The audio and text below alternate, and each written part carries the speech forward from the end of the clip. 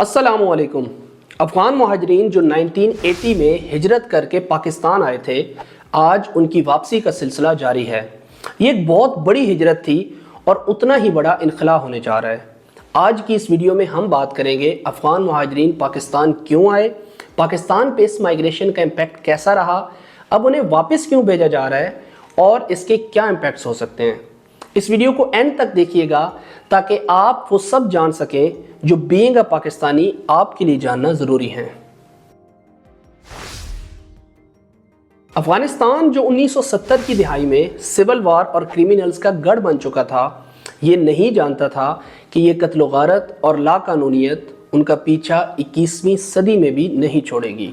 ये बात है 1970s की, जब अफगानिस्तान में सौर रेवोल्यूशन जन्म लेती है, जिसके नतीजे में peoples democratic party of Afghanistan PDPA president Daoud Khan की हुकूमत का खात्मा कर देती है। शुरुआत में PDPA दो बड़े ग्रुप्स खल्क और परचम पर मुश्तमिल होती है।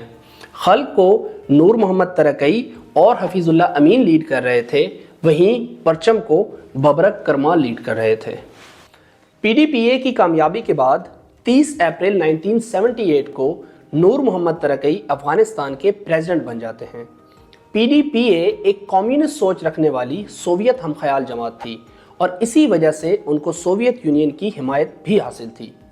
क्योंकि PDPA एक कम्युनिस्ट पार्टी थी और उनकी आइडियोलॉजी अफगानिस्तान के इस्लामिक कल्चर के साथ कॉन्फ्लिक्ट कर रही थी, और इसी तजाद की वजह से नए रेजिस्टेंस ग्रुप जन्म लेते हैं जिन्हें मुजाहिदीन कहा गया।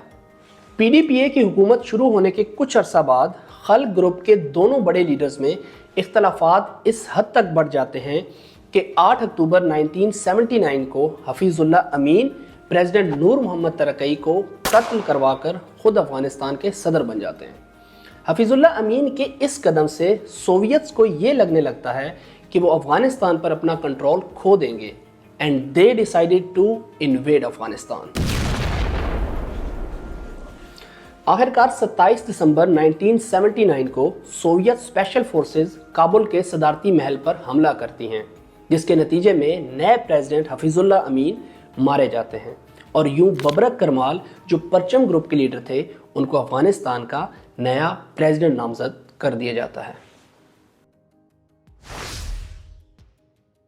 अब कहानी शुरू होती है अफगान मुहाजिरीन की हिजरत की, जो आज तक जारी है। सोवियत यूनियन के हमले के बाद एक बड़ी तादाद में अफगानी अपना मुल्क छोड़कर पाकिस्तान आते हैं, क्योंकि उनके लिए जंग वाले माहौल में रहना नामुमकिन हो चुका था।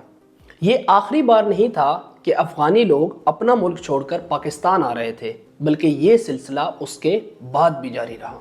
सोवियत यूनियन की फोर्सेस 10 साल तक अफगानिस्तान में मुजाहिदीन के खिलाफ लड़ती रहती हैं और बिल आखिर फरवरी 1989 में शिकस्त खाकर वापस चली जाती हैं। सोवियत यूनियन की वापसी के बाद कुछ अफगान मुहाजिरीन वापस अपने मुल्क चले जाते हैं, लेकिन वहाँ हुकूमत के हुसूल के लिए मुख्तलिफ मुजाहिदीन ग्रुप्स के दरमियान सिविल वार छिड़ चुकी थी।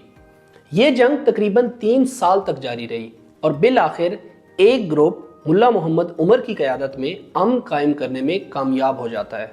उस ग्रुप का नाम था तालिबान। तालिबान 1996 में काबुल पर भी कंट्रोल हासिल कर लेते हैं और यूं अफगानिस्तान में तालिबान की हुकूमत का बाकायदा आगाज़ हो जाता है। तालिबान हुकूमत में आने के बाद शरीयत का निफाज करते हैं, जो कुछ लोगों की नज़र में एक सख्त निज़ाम था, और यूं दूसरी मरतबा बड़ी तादाद में अफगानी अपना मुल्क छोड़कर पाकिस्तान चले आते हैं। 9/11 के हमले के बाद अमेरिका नेटो फोर्सेस के साथ मिलकर 2001 में अफगानिस्तान पर हमला कर देता है। इस हमले के नतीजे में वहां मौजूद तालिबान फाइटर्स और नेटो फोर्सेस के दरमियान शदीद जंग छिड़ जाती है। नेटो फोर्सेस तालिबान और अलकायदा को ख़त्म करने के लिए ताकत का बेदरेग इस्तेमाल करते हैं, जिसके नतीजे में वहां मौजूद सिविलियंस को शदीद जानी और माली नुकसान उठाना पड़ता है। यूं जंगी हालात से तंग आकर तीसरी मरतबा अफगानी दर बदर होकर पाकिस्तान आ जाते हैं। अमेरिका और नेटो फोर्सेस 20 साल तक अफगानिस्तान में जंग लड़ने के बाद बिल आखिर 2021 में शिकस्त खाकर वापस लौट जाते हैं, ठीक उसी तरह जैसे सोवियत यूनियन लौटा था। और इसी वजह से अफगानिस्तान को ग्रेव यार्ड्स ऑफ एम्पायर्स कहा जाता है, یعنی کہ سلطنتوں کا قبرستان، کیونکہ ماڈرن ہسٹری میں کوئی بھی طاقت افغانستان کو فتح نہیں کر سکی۔ نیٹو فورسز کی واپسی کے بعد طالبان ایک بار پھر افغانستان کا کنٹرول سنبھال لیتے ہیں اور وہاں موجود لوگ جو طالبان سے خوفزدہ تھے افغانستان چھوڑنے پر مجبور ہو جاتے ہیں، اور یوں ایک بار پھر ایک اور بڑی ہجرت ہوتی ہے افغانستان سے پاکستان کی طرف۔ الجزیرہ کی رپورٹ کے مطابق تقریباً 6 لاکھ سے 8 لاکھ افغان 2021 میں ہجرت کر کے پاکستان آئے۔ افغان مہاجرین پاکستان کے علاوہ ایران، جرمنی، ترکی، کینیڈا، تاجکستان، فرانس اور بہت سے ممالک میں ہیں۔ UN کی رپورٹ کے مطابق اکتوبر 2023 تک پاکستان میں 37 لاکھ سے زیادہ افغان شہری رہ رہے ہیں، جبکہ گورنمنٹ آف پاکستان یہ نمبر 44 لاکھ سے بھی زیادہ بتاتی ہے۔ افغانستان جو ایک لینڈ لاکڈ کنٹری ہے، 1979 میں اپنا بارڈر 4 ملکوں کے ساتھ شیئر کرتا تھا: پاکستان، ایران، سوویت یونین اور چائنا۔ اسی لیے افغان مہاجرین کے پاس انہی 4 ملکوں میں زمینی ہجرت ممکن تھی۔ سب سے پہلے بات کرتے ہیں چائنا کی، جس کا افغانستان کے ساتھ 92 کلومیٹر کا کامن بارڈر ہے۔ یہ بالکل ایک تنگ پٹی ہے غزہ سٹرپ کی طرح، جسے واخان کوریڈور کہتے ہیں۔ واخان کوریڈور بے حد خوبصورت لیکن مکمل طور پر بلند و بالا پہاڑوں اور دریاؤں سے گھرا ہوا تھا، اور یہی وجہ تھی ان پہاڑوں اور دریاؤں کو پار کر کے چائنا میں پناہ لینا تقریباً ناممکن تھا۔ بالفرض اگر مہاجرین اس کوریڈور کو پار کر بھی لیتے تو بھی چائنا کبھی بھی مہاجرین کے لیے فرینڈلی اسٹیٹ نہیں رہا، اور یہی وجہ ہے کہ China 5th worst refugees friendly country ہے، کیونکہ چائنا نے پچھلے 10 سالوں میں صرف 526 پناہ گزینوں کو ہی پناہ دی ہے۔ مہاجرین کے لیے دوسرا آپشن تھا سوویت یونین، اور وہاں بھی جنگ کی وجہ سے پناہ لینا ناممکن تھا۔ تیسرا آپشن تھا ایران، جو افغانستان کے ساتھ 900 کلومیٹر طویل بارڈر شیئر کرتا تھا۔ پڑوسی اور اسلامک اسٹیٹ ہونے کی وجہ سے مہاجرین کی ایک بڑی تعداد نے ایران میں بھی پناہ لی۔ یونائٹڈ نیشن کی رپورٹ کے مطابق تقریباً 30 لاکھ افغانی آج بھی ایران میں موجود ہیں۔ افغان مہاجرین کے لیے چوتھا اور سب سے بہترین ملک پاکستان تھا، جس کی بڑی وجوہات میں زبان، نسل اور مذہبی یکسانیت تھی۔ پاکستان اور افغانستان کے درمیان 2670 کلومیٹر کا طویل بارڈر ہے، اور دونوں ملک تجارت اور نقل و حرکت کے لیے طورخم بارڈر کا ہی استعمال کرتے تھے۔ پاک افغان بارڈر ایک اوپن بارڈر تھا، جس کے اوپر کوئی فینس یا دیوار موجود نہیں تھی، اور دونوں ملکوں سے لوگ بنا ویزا لیے نقل و حرکت کر سکتے تھے۔ اوپن بارڈر ہونے کی ایک بڑی وجہ پاکستان میں موجود افغان اور پاکستانی پختون قبیلے تھے، جن کی آپس میں رشتہ داریاں اور کاروباری شراکت تھی، اور یہی وجہ تھی کہ افغان مہاجرین ہجرت کر کے تقریباً اپنوں میں ہی آ رہے تھے۔ ہجرت کے بعد مہاجرین کو مہاجر کیمپس میں ٹھہرایا گیا، جو حکومت پاکستان اور اقوام متحدہ کے تعاون سے بنائے گئے تھے تاکہ ان کی رجسٹریشن کا عمل مکمل کیا جا سکے۔ وقت گزرنے کے ساتھ ساتھ مہاجرین کی تعداد میں اضافہ ہوتا گیا، اور ان کو مہاجر کیمپس میں رکھنا اتنا ہی مشکل، اور یوں مہاجرین پاکستان کے شہری اور دیہی علاقوں میں پھیلتے گئے۔ ہجرت کے بعد بڑے مسائل رہائش، روزگار اور پاکستانی کاغذات کا حصول تھا۔ رہائش کے لیے مہاجرین کی بڑی تعداد نے پاکستان کے دیہی علاقوں کا رخ کیا، اور کیونکہ وہ سادہ زندگی گزارنے کے عادی تھے، اس لیے خالی جگہوں پر کچے مکان اور جھونپڑیاں بنا کر گزر بسر شروع کر دیا۔ روزگار کے مواقع محدود تھے، کیونکہ پاکستان خود ایک ترقی پذیر ملک تھا، اسی لیے ابتدائی طور پر government of Pakistan, United Nation اور NGOs کی مدد سے مالی معاونت کی گئی۔ وقت گزرنے کے ساتھ ساتھ مہاجرین نے چھوٹے اور بڑے پیمانے پر کئی کام کیے اور اپنی مالی ضروریات کو پورا کیا۔ جہاں تک بات ہے ڈاکیومنٹیشن کی، تو ابتدائی طور پر مہاجر کیمپس میں ان کی رجسٹریشن کا عمل تو یقینی بنایا گیا، لیکن نادرا کی جانب سے پہلا لیگل ڈاکیومنٹ POR یعنی پروف آف رجسٹریشن پہلی بار 2007 میں متعارف کروایا گیا، لیکن POR کارڈ صرف ان مہاجرین کو دیا گیا جن کے پاس انیشیل رجسٹریشن کا پروف موجود تھا۔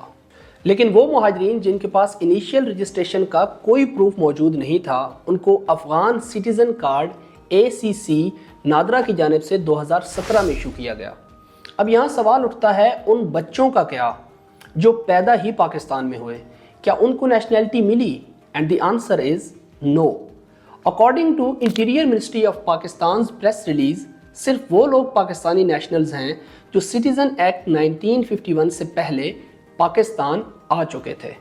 जहाँ तक बात है एजुकेशन की, तो उसके हुसूल के लिए गवर्नमेंट ऑफ पाकिस्तान की तरफ से मुकम्मल ताउन फराहम किया गया।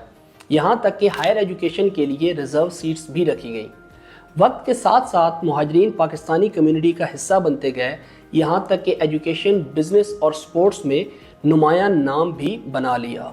इवन कि अफ़गानिस्तान में क्रिकेट क्रेज़ भी पाकिस्तान में मौजूद अफ़गान रेफ्यूजीज़ और उन प्लेयर्स की वजह से पैदा हुआ जिन्होंने अपनी इब्तदाई ज़िंदगी पाकिस्तान में गुजारी। आज भी अफ़गानिस्तान क्रिकेट के कई नामवर प्लेयर्स या तो पाकिस्तान में बड़े हुए हैं या अपने क्रिकेट करियर का आगाज़ पाकिस्तान से किया। लेकिन आज जब अफ़गान क्रिकेट फैंस का बिहेवियर पाकिस्तान क्रिकेट के लिए देखते हैं तो थोड़ा दुख ज़रूर होता है। पाकिस्तान जो हर दौर में फाइनेंशियल इंस्टेबिलिटी को फेस करता रहा है, उस पर 44 लाख से ज़्यादा मुहाजिरीन का इतने लंबे अरसे तक का बोझ उसकी मईशत पर एक मनफी असर डालता रहा है। 2023 के आखिर तक पाकिस्तान का अनएम्प्लॉयमेंट रेट 8.5% रहा, जो पिछले 2 सालों में 2.3% बढ़ा है, जिसका मतलब है रोज़गार के कम मौके। अब रोज़गार के वो मौके जो अफ़गान मुहाजिरीन को मुयस्सर हैं, उन पे असल हक बनता है पाकिस्तानियों का। मुआशी नुकसान के अलावा सिक्योरिटी पॉइंट ऑफ व्यू से भी पाकिस्तान ने भारी नुकसान उठाए हैं, जिसमें टेररिज्म, स्मगलिंग, किडनैपिंग और स्ट्रीट क्राइम्स शामिल हैं। तकरीबन 45% इल्लीगल अफ़गान पाकिस्तान के मुख्तलिफ जुराइम में मुलव्वस हैं। स्पेशली कराची में दिन ब दिन स्ट्रीट क्राइम्स और मर्डर्स में बहुत से अफ़गान शहरी मुलव्वस पाए जाते हैं, जो रिकॉर्ड्स न होने की वजह से कानून नाफिज करने वाले इदारों की गिरफ्त में नहीं आ पाते। दी न्यूज़ के अकॉर्डिंग सिर्फ कराची शहर में 4 लाख इल्लीगल अफ़गान शहरी रह रहे हैं। इसका ये मतलब हरगिज़ नहीं है कि अफ़गान लोग क्रिमिनल्स हैं, बल्कि कुछ शर पसंद अनासर की वजह से बड़ी तादाद में मौजूद मासूम लोग भी बदनाम हो रहे हैं। एक इम्पैक्ट नेशनलिज्म का भी है, क्योंकि अपनी मिट्टी से मोहब्बत हर इंसान के खून में होती है, फिर चाहे वो अपने मुल्क से कितना ही दूर क्यों ना रह रहा हो। इसीलिए कुछ अफ़गान पाकिस्तान से ज़्यादा अफ़गानिस्तान के मफाद की फ़िक्र करते हैं और बाज़ चीज़ों में पाकिस्तान की मुखालिफत भी। अफ़गान मुहाजिरीन को वापस भेजने का फ़ैसला पहली बार पाकिस्तान गवर्नमेंट की तरफ से 2016 में किया गया, जिसके नतीजे में तकरीबन 6 लाख अफ़गानियों को डिपोर्ट किया गया। और इस अमल को ह्यूमन राइट वॉच ने हालिया तारीख की सबसे बड़ी जलावतनी करार दिया। लेकिन पाकिस्तान भी क्या करता, मजबूरी थी। मुहाजिरीन को दूसरी दफ़ा भेजने का फ़ैसला अक्टूबर 2023 में किया गया, जिसके नतीजे में 1 नवंबर 2023 की डेडलाइन इशू की गई और उस डेट के बाद तमाम लोगों को फोर्सफुली वापस भेजे जाने का ऐलान किया गया। इस ऐलान के बाद तकरीबन 60,000 अफ़गानी पाकिस्तान छोड़कर चले गए और जो बाकी बच गए उनको फोर्सफुली वापस भेजा जा रहा है।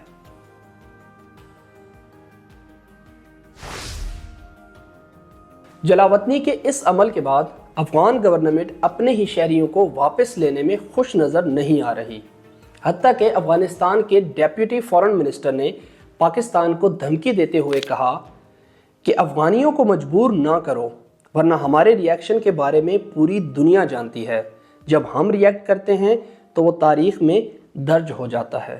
अच्छा जी, हम तो आप ही के शहरियों को 40 साल अपने मुल्क में रखने के बाद वापस भेज रहे हैं, तो फिर इतना गुस्सा क्यों? खैर, गुस्सा किसी और बात का है, उस पर फिर कभी बोलेंगे।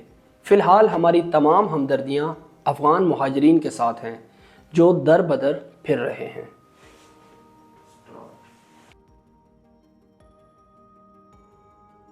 जंग शुरू तो बहुत जल्दी हो जाती है, लेकिन उसके नुकसान का अजाला होने में बहुत वक्त लगता है। अफ़गानिस्तान की बदकिस्मती ये है कि उस पर हमेशा जंग को मुसल्लत किया गया और उसका नुकसान उठाया आम आवाम ने, जानी और माली तौर पर। हिजरत से पहले अफ़गानिस्तान में जो कुछ बनाया था वो सब वहीं छोड़कर पाकिस्तान आ गए, और अब वापसी पे जाते हुए पाकिस्तान में जो कुछ बनाया है वो सब यहीं छोड़कर वापस चल दिए। واپسی کا یہ سفر بہت مشکل ہے کیونکہ ایک بڑی تعداد پاکستان کو چھوڑنا نہیں چاہتی۔ بہت سے لوگوں نے یہاں جنم لیا، وہ پاکستان کی گلیوں میں کھیلے ہیں۔ بہت سے لوگوں نے پاکستان میں پوری جوانی گزار دی۔ یہاں بہت سی یادیں ہیں، بہت سے دوست ہیں جن کو وہ ساتھ نہیں لے جا سکتے، اور شاید ان کو آخری بار الوداع بھی نہ کہہ سکیں۔ ہم دعا کرتے ہیں کہ واپسی کا یہ سفر ان کے لیے آسان رہے اور پاکستان اور افغانستان کے درمیان امن قائم ہو اور دونوں ملک مل کر ترقی کریں، لیکن آپ بہت یاد آئیں گے۔